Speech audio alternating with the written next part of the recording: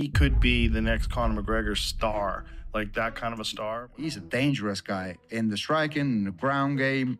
Everywhere you look at him, he's a dangerous guy. Il est l'un des combattants les plus clivants de l'UFC, adulé par une armée de fans aussi bruyants que lui et critiqué par d'autres pour son style brouillon et son attitude provocatrice. Qu'on l'aime ou qu'on le déteste, Paddy Pimblett ne laisse personne indifférent. Scoozer pur jus, grande gueule à la tignasse blonde, Paddy Pimblett a d'abord enflammé Liverpool avant de conquérir l'Angleterre tout entière, puis l'Amérique. Charismatique, bruyant, exubérant, celui qui se fait surnommer The Baddy entre dans la cage comme une rockstar, fait exploser les foules et déclenche une ferveur rarement vue depuis un certain Conor McGregor. Mais derrière le personnage, il y a un parcours, un vrai, un chemin semé d'embûches entre coups d'éclat et blessures, succès fulgurants et remise en question. Un athlète complet, formé au Cage Warrior, marqué par la perte d'un ami proche et porté par une ville entière. Et une question qui revient désormais sans cesse. Est-ce qu'il a vraiment le niveau pour aller jusqu'au sommet? Est-il capable de dérouler face aux gratins, face à des Oliveira, des Gaethje, des Tsarukyan, des Makhachev? Aujourd'hui invaincu à l'UFC, le Scoozer, parti de rien, est devenu véritable star du MMA. A-t-il le potentiel de le rester? Et pour combien de temps encore? Tout simplement, qui est Paddy the Baddy?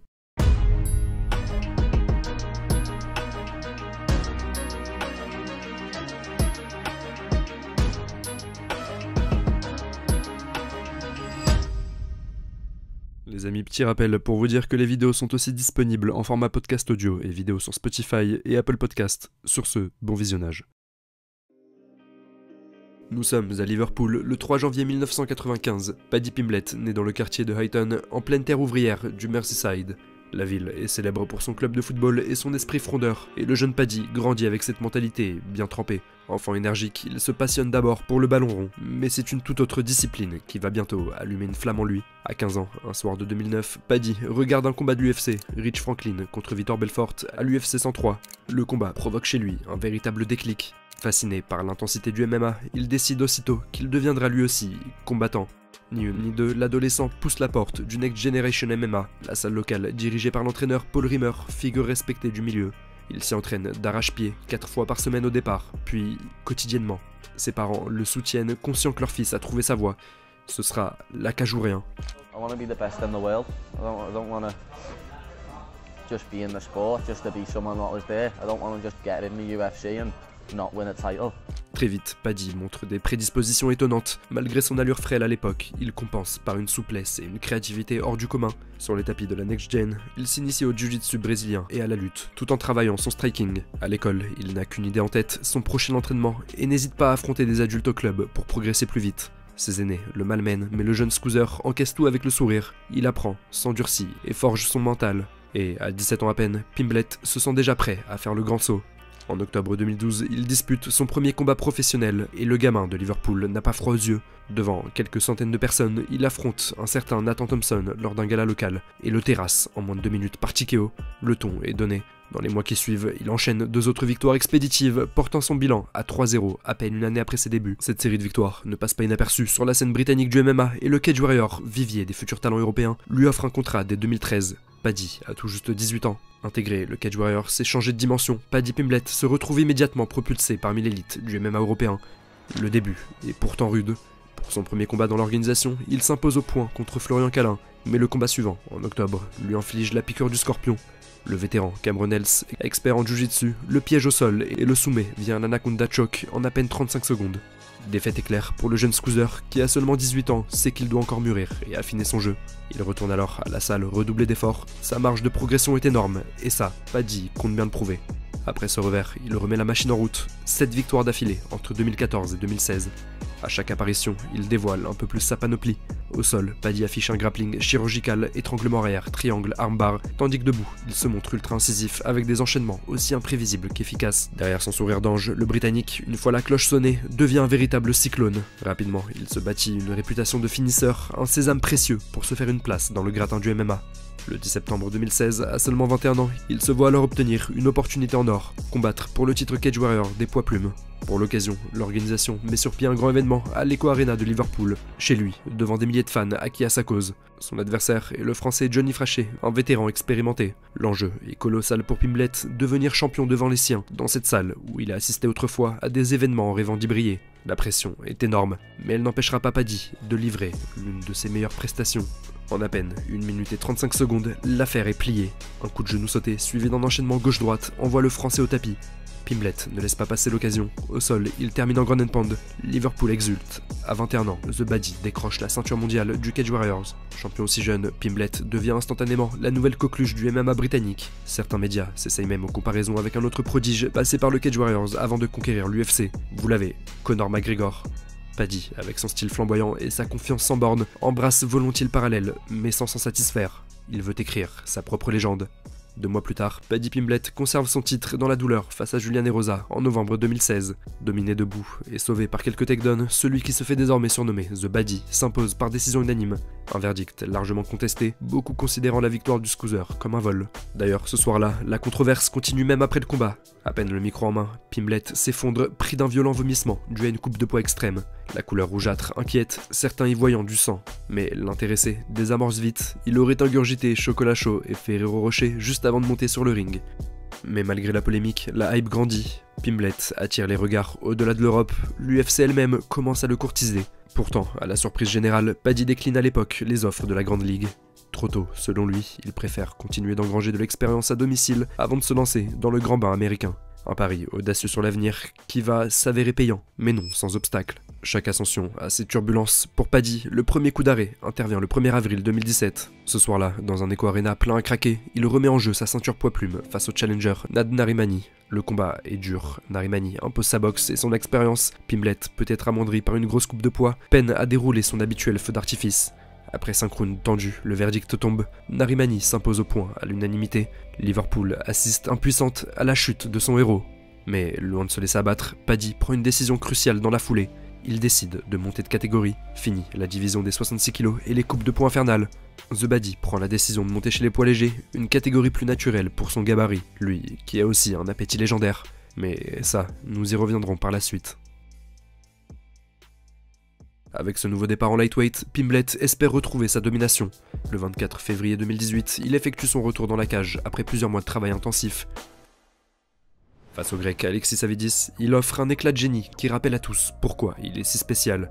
Au deuxième round, sur une tentative de takedown adverse, Paddy saute sur l'occasion pour verrouiller une soumission en triangle avec clé de bras d'une propreté technique remarquable. Savidis abandonne, la salle explose, The Baddy is back. Ce succès flamboyant remet Pimblett en selle et le Cage Warriors lui offre dans la foulée une chance de décrocher le titre lightweight laissé vacant. Le défi n'est pas mince. Le 1er septembre 2018, Paddy affronte le Danois Søren Bak pour une ceinture dans une nouvelle catégorie. L'événement, baptisé Pimblett vs Bak, témoigne de la popularité grandissante du Scoozer. La soirée sera pourtant une déception.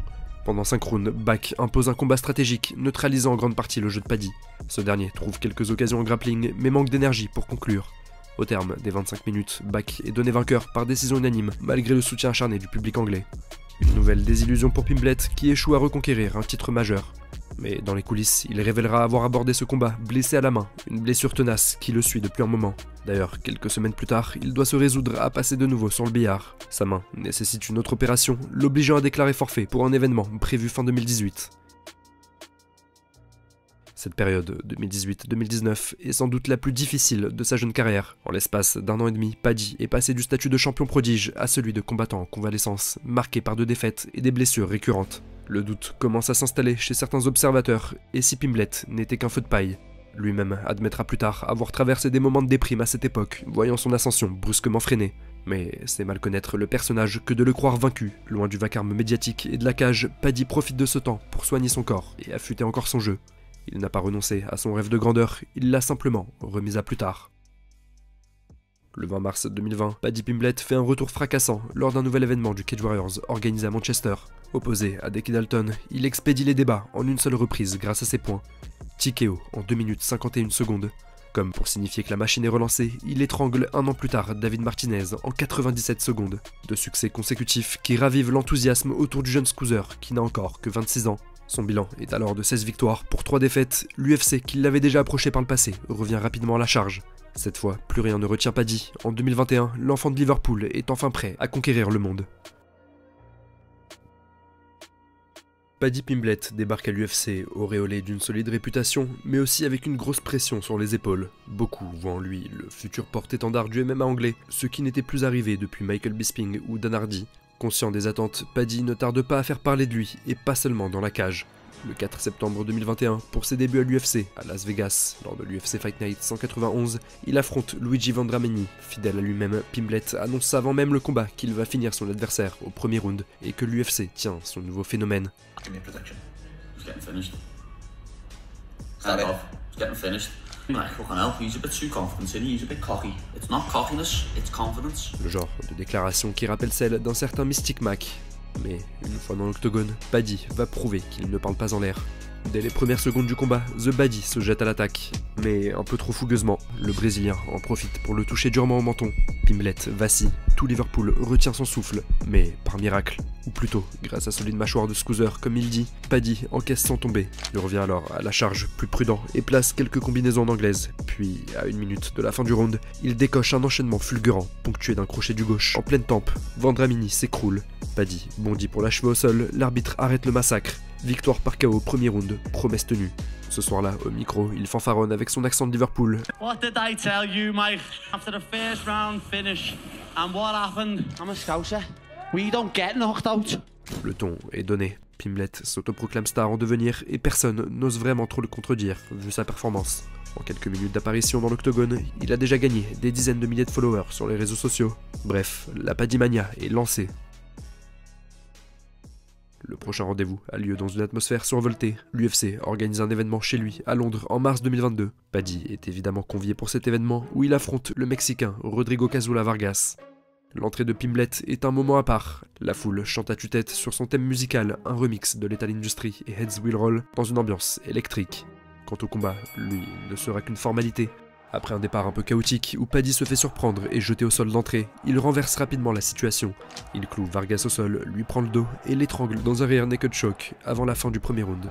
Nouvelle victoire avant la limite, nouveau bonus de performance, Paddy confirme qu'il est bien le nouveau chouchou du MMA britannique. Parce que, au-delà des performances, ces soirées anglaises sont de véritables bains de foule pour Pimblett. Showman dans l'âme, il ne se contente pas de gagner, il veut marquer les esprits. Que ce soit lors des conférences de presse ou des cérémonies de pesée, il multiplie les blagues et les frasques. I'm a Scouser. We don't get knocked out. On le voit par exemple débarquer sur la balance en hurlant, muscles saillants, faisant des grimaces extravagantes pour amuser la galerie. Ce personnage haut en couleur plaît énormément aux fans britanniques, ravis d'avoir une nouvelle superstar, bien de chez eux. Mais pourtant en coulisses, tout le monde n'est pas charmé par l'attitude effrontée de The Baddy. Lors de la semaine du combat contre Vargas à Londres, une altercation éclate entre Pimblett et un autre combattant en pleine ascension, Ilia Topuria. L'échange d'insultes dégénère en jet de bouteilles de gel hydroalcoolique dans un hôtel, une scène surréaliste qui fait le buzz sur les réseaux. Topuria reproche à Paddy des commentaires passés jugés insultants envers son pays, la Géorgie. Pimblett, fidèle à lui-même, assume et en rajoute même. L'incident montre déjà que Paddy divise. Adulé par le public, le Britannique se fait désormais de vrais ennemis dans le vestiaire. En juillet 2022, Paddy est de retour à Londres pour un nouvel événement de l'UFC.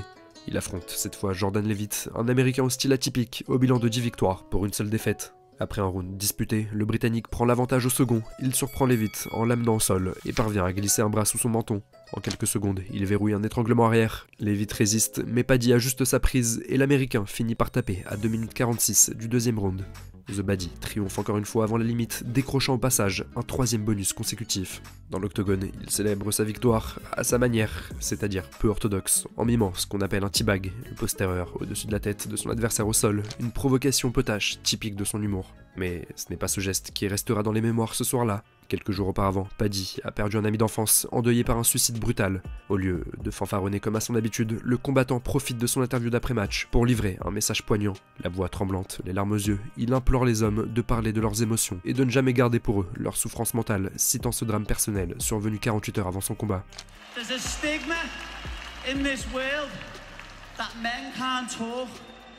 Listen, if you're a man and you've got weight on your shoulders and you think the only way you can solve this by killing yourself, please speak to someone. Speak to anyone. Le discours du Britannique, sincère et émouvant, fait le tour du monde en quelques heures. La vidéo devient virale, déclenchant une vague de soutien. Des milliers de personnes saluent son courage d'avoir abordé publiquement un sujet aussi délicat. Des associations de prévention du suicide rapportent même une hausse notable des appels dans les jours qui suivent, attribués à l'impact de ces mots. Une action qui renforce l'attachement de ses fans et force le respect de certains de ses détracteurs. Et une action qui montre que derrière le pitre se cache aussi un homme au grand cœur. Ainsi, en l'espace d'un an, Paddy Pimblett s'est imposé à l'UFC comme l'une des sensations du moment.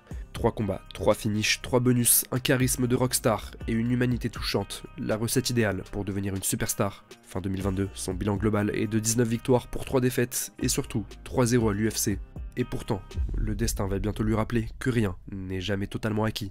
En décembre 2022, l'UFC le propulse pour la première fois en co-main event d'une soirée numérotée, l'UFC 282 à Las Vegas, signe de l'importance qu'a pris Paddy Pimblett. Figurer aussi haut sur la carte après si peu de combats dans l'organisation est un privilège rare. En face de lui se dresse Jared Gordon, un vétéran new-yorkais au parcours de vie éprouvant, rescapé d'addiction et de la prison, et au style de boxe agressif. Sur le papier, c'est le test parfait pour jauger le véritable niveau de Pimblett. Mais le duel très attendu va accoucher d'un combat controversé qui marquera un tournant dans la perception du prodige britannique.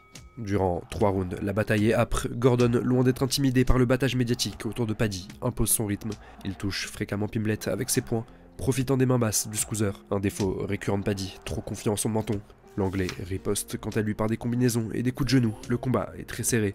Mais à la fin de la 3e reprise, beaucoup estiment que Gordon a gagné au moins 2 rounds sur 3. Lorsque vient l'heure de la décision, le public retient son souffle. Victoire par décision unanime de Pimblett, annoncent les juges, tous sur un score de 29-28. Un verdict qui provoque un tonnerre de huées. Sur les réseaux sociaux, c'est l'embrasement. Journalistes et fans crient au vol, accusant même l'UFC de favoriser sa pépite. Paddy, de son côté, gère mal l'après-combat. Il enfonce le clou en clamant haut et fort qu'il a clairement gagné et que pour lui, il n'y avait pas photo. Une attitude qui jette de l'huile sur le feu, sachant que dans la même semaine, Pimblett s'était déjà attiré des critiques en s'attaquant publiquement à un journaliste très respecté du MMA, Ariel Helwani, lui reprochant de profiter des combattants sans les payer. Ces propos, tenus lors d'un podcast avec Dana White, furent démontés preuve à l'appui par le journaliste en question, faisant passer Paddy pour le méchant de l'histoire aux yeux de beaucoup. En l'espace de quelques jours, Pimblett est passé du statut de chouchou du public à celui de figure polarisante. Et il faut dire aussi que Pimblett donne du grain à moudre à ses détracteurs sur plusieurs tableaux. L'un des sujets favoris de moquerie le concernant, c'est son poids hors compétition. Paddy adore manger, et pas qu'un peu, burger, pizza, sucreries, il ne se refuse rien après ses combats. Résultat, lui, qui combat à 70 kg, peut monter à plus de 95 kg quelques semaines seulement après la pesée, se pavanant avec le bon ventre à bière du typique père de famille américain, une apparence qui dénote avec son statut d'athlète de haut niveau. Lui en rigole, affirmant qu'il préfère être gros et heureux qu'ennuyé à surveiller son poids constamment. Une insouciance qui peut faire rire, mais inquiète aussi. Médecins et nutritionnistes rappellent que des variations de poids aussi extrêmes sont néfastes pour le corps, et beaucoup prédisent qu'il finira par en payer le prix. Autre motif de controverse, ses provocations tout azimut. On l'a vu, Pimblett n'a pas peur d'allumer ses pairs, mais il s'en est également pris à des personnalités en dehors de l'UFC. Par exemple, il a eu un échange musclé sur les réseaux sociaux avec le youtubeur Logan Paul au sujet d'une boisson énergisante concurrente, au point que ce dernier a défié Paddy pour régler ça dans l'octogone. Un brouhaha médiatique qui amuse certains et en agace d'autres. Bref, quoi qu'on en pense, Paddy the Baddy est devenu un personnage public qui dépasse le cadre du sport avec ses fans inconditionnels et ses haters acharnés. Mais une chose est sûre, il ne laisse personne indifférent. Mais revenons à l'après-combat contre Gordon. En parallèle des polémiques, les mauvaises nouvelles continuent de s'enchaîner. Touché à la cheville pendant son dernier combat, il doit subir une lourde opération début 2023. Ligaments synthétiques, rééducation longue et infection post-opératoire. Son corps le freine brutalement. Il doit passer le printemps cloué sur béquille et tirer un trait sur la majeure partie de 2023. Le moral en berne, Paddy parle ouvertement d'un début de dépression. Son coach pense même à le retirer de la compétition. Mais The Baddy serre les dents. Petit à petit, il revient, et l'automne marque définitivement la fin du tunnel. Bientôt, les médecins donnent leur feu vert. Et pour son retour, l'UFC frappe fort. Tony Ferguson, ancien champion intérimaire et légende du sport, est désigné comme son prochain adversaire pour l'UFC 296 en décembre. L'homme traverse certes une série noire de défaites, mais reste un nom prestigieux et dangereux. Pour Paddy, c'est l'occasion de prouver qu'il peut vaincre un grand nom et faire taire les mauvaises langues quant à son niveau. Le 16 décembre 2023, presque un an, jour pour jour après son dernier combat, Paddy Pimblett remonte enfin dans l'octogone. Le duel commence fort. Dès la première reprise, Paddy domine en anglaise et surprend Ferguson sur une combinaison gauche-droite, suivie d'un coup de genou sauté qui envoie l'américain au tapis. Le Scoozer se rue alors en ground and pound, martelant Tony de coups au sol. Ferguson, vétéran aguerri, encaisse et parvient à s'en sortir en essayant d'imposer son jab. Mais très vite, Pimblett change d'approche, il profite de la moindre ouverture pour plaquer Tony et le maintenir au sol. Durant plus de 2 rounds, Paddy va étouffer Ferguson avec son contrôle au sol, utilisant son avantage de gabarit et sa justesse technique, lui qui vient d'obtenir son grade de ceinture noire 2e dan en jiu-jitsu brésilien. Au terme des 3 rounds, le verdict est clair, décision unanime pour Paddy. Cette victoire sur une légende vivante marque un tournant. Si certains pouvaient minimiser ses succès précédents, difficile de ne pas lui reconnaître du mérite après avoir dominé un ancien champion comme Ferguson. Désormais, sur une série de 5 victoires d'affilée à l'UFC, The Baddy est prêt à rattraper le temps perdu. Et quoi de mieux qu'un grand show à domicile pour continuer sur sa lancée? L'UFC organise justement un événement d'ampleur fin juillet 2024 à Manchester lors de l'UFC 304 avec en tête d'affiche Leon Edwards. Face au Scoozer, un vétéran américain bien connu, Bobby Green, qui se fait appeler King. L'affiche est intéressante sportivement et savoureuse sur le plan des personnalités. Les deux hommes au caractère trempé se sont provoqués par médias interposés, Green allant jusqu'à officiellement changer son prénom en King pour ce combat, histoire de le pimenter. Pour Paddy, c'est l'occasion de combattre devant le public anglais pour la première fois depuis 2 ans, cette fois dans une arène géante de 23 000 places. L'engouement autour de l'événement est énorme, la star du football, Wayne Rooney en personne, fait le déplacement, déclarant venir spécialement pour voir Pimblet. La pression est forte, Green est sans doute son adversaire le plus chevronné, et beaucoup estiment que ce duel déterminera s'il mérite sa place dans le top 15 de la catégorie. Lorsque le combat débute, on sent Pimblet légèrement sur la retenue debout, conscient du danger face au striking de son opposant. Pourtant, c'est Green qui crée la surprise dans la 3e minute du premier round. L'Américain tente un takedown sur Paddy, choix étonnant de la part d'un striker de formation. Pimblet, sans paniquer, en profite immédiatement, il attrape le coup de Green en guillotine, mais ce dernier s'échappe. Qu'à cela ne tienne, Paddy enchaîne sans transition, il pivote ses hanches et enferme Green dans un triangle. L'Américain tente désespérément de se dégager, mais Pimblet ajuste la clé en saisissant aussi son bras. La pression combinée endort littéralement l'Américain, laissé inconscient au sol après seulement 3 minutes de combat. Paddy Pimblet remporte sa 5e victoire consécutive à l'UFC devant un public mancunien en explosion. Avec ce succès, Paddy fait plus que satisfaire son public. Il gagne enfin sa place dans le classement officiel des poids légers de l'UFC, intégrant le top 15 de la division. Un cap important parce que désormais, les plus grands challenges l'attendent face aux têtes d'affiche de la catégorie. Fort de ses victoires successives, il attire l'attention des cadors de la division. On le voit déjà échanger des mots avec des combattants du top 10 et l'UFC sent qu'il est désormais temps de le tester face à un très gros poisson. L'occasion se présente au printemps 2025. Paddy affrontera l'ex-champion du Bellator et star explosive Michael Chandler dans un combat qui promet des étincelles. Il s'agit probablement du plus gros défi de la carrière de Pimblet. Chandler est un redoutable athlète connu pour son explosivité, ses chaos et ses guerres. Le face-à-face a lieu le 12 avril 2025 dans une ambiance électrique. Et d'une manière à laquelle peu s'attendaient, The Baddy va encore trouver le moyen de faire taire les doutes. Dès le premier round, Chandler, fidèle à son style, démarre tambour battant et touche Paddy sur de puissants coups. Mais ce dernier encaisse, temporise et répond avec ruse. Au fil des rounds, Pimblet parvient à amener l'action au sol à plusieurs reprises, épuisant un Chandler moins frais qu'à l'habitude. Puis, dans la 3e reprise, le Britannique met fin aux hostilités. Après une nouvelle amenée au sol, il enchaîne Chandler en ground and pound, avec un déluge de coups de poing qui oblige l'arbitre à stopper le combat. Victoire de Paddy Pimblet par TKO à 3 minutes 07 du 3e round. Le Scoozer vient de vaincre un ancien prétendant au titre UFC. Cette victoire, la plus prestigieuse de sa carrière, le propulse définitivement dans le haut du panier des 70 kg. Force est de constater que Paddy est plus qu'un phénomène de foire ou un produit marketing, c'est un combattant capable de rivaliser avec les meilleurs. À 30 ans, Paddy Pimblet affiche un bilan déjà plus qu'impressionnant. 23 victoires, 3 défaites et surtout 9 succès consécutifs, dont 6 à l'UFC. Avec 17 finishes en carrière, 7 par KO, 10 par soumission, le Scoozer continue de séduire par son style offensif, imprévisible et sans filtre. Il le dit lui-même, et c'est vrai, entre ses étranglements chirurgicaux hérités du jiu-jitsu et ses charges folles en striking, The Baddy reste un ovni dans la cage. Mais ce style flamboyant a ses failles, main basse, défense poreuse et des adversaires de plus en plus dangereux à l'horizon. Et justement, parlons-en, un nouveau roi est né chez les légers. Ilia Topuria, venu des featherweight, a choqué la planète MMA en mettant KO Charles Oliveira au premier round, s'emparant de la ceinture lightweight avec une facilité déconcertante. Et les regards se tournent déjà vers Pimblet. Pourquoi? Parce que l'histoire est là. Les deux hommes se détestent, se sont déjà chauffés en coulisses, et l'UFC le sait. Ce combat a tout d'un carton mondial. Et puis, s'il y en a bien un, en dehors du duo de lutteurs constitué par Aman Saroukian et Islam Makhachev, qui peut faire dérailler le Matador, c'est bien Paddy. Imprévisible, incassable, jamais mis KO. Classé aujourd'hui 9e mondial, Paddy n'a jamais été aussi proche du sommet. Ses fans rêvent d'un sacre historique, ses détracteurs parient sur une chute inévitable. Lui le martèle depuis ses débuts, il deviendra champion du monde. I know what my destiny is, and my destiny is to be a global superstar, a UFC world champion, a role model for kids. Mais, au-delà du classement et des titres, Paddy Pimblet incarne autre chose. Une voix, une énergie, ce lien unique avec le public britannique. Il parle vrai, comme Monsieur Tout-le-Monde, il vit intensément, ne joue aucun rôle. Dans un sport de plus en plus calibré, il est resté brut. L'histoire de The Baddy, c'est celle d'un gamin de Liverpool, devenu star mondial, sans jamais renier ce qu'il est. Le chemin vers la ceinture a beau encore être semé d'embûches, une chose est sûre, avec lui, rien ne sera jamais banal. Et que l'on soit fan ou critique, on ne pourra s'empêcher de suivre avec passion la prochaine étape de son incroyable parcours. C'était l'histoire de Paddy Pimblet. Les amis, c'est déjà la fin de cette vidéo, j'espère qu'elle vous a plu. Si c'est le cas, pensez à mettre un petit like, à vous abonner si ça n'est pas déjà fait, et dites-moi en commentaire le nom du prochain athlète dont vous aimeriez connaître l'histoire. Sur ce, prenez soin de vous, et je vous dis à bientôt.